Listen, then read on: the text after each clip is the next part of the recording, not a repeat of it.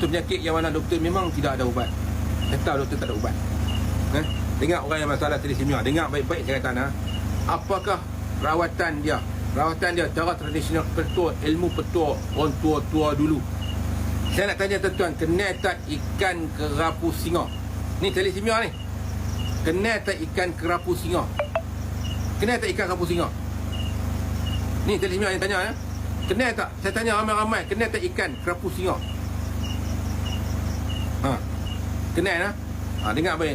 Ikan kerapu singa ni memang nelayan, kalau kita akan buang, dapat dia buang, betul tak? Kerapu singa, ikan kerapu singa. Tak kenal, tanya cari ikan kerapu singa. Dengar baik-baik ikan kerapu singa. Dia duduk orang selalu, dia kecil, dia tak besar, lalu nelayan akan buang.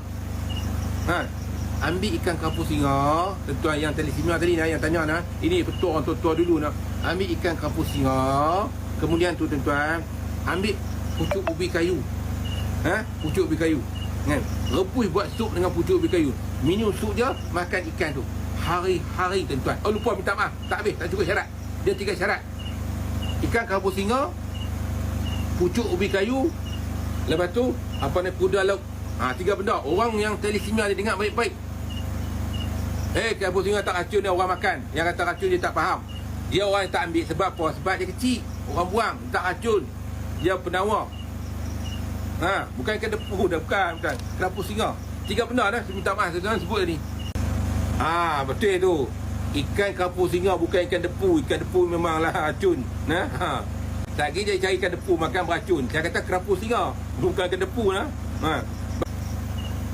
Ikan kerapu singa, kuda laut, pucuk ubi.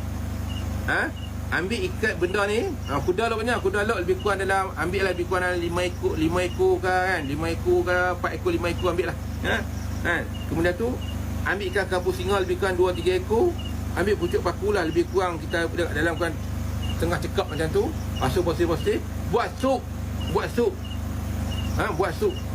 sup kan. Bau garam apa sedap lah, bagi sedap lah Minum sup dia tu. Menantikan makanlah Itu saya dalam petua dia untuk orang masalah thalassemia. Itu betul ilmu tua-tua dulu merawat masalah thalassemia.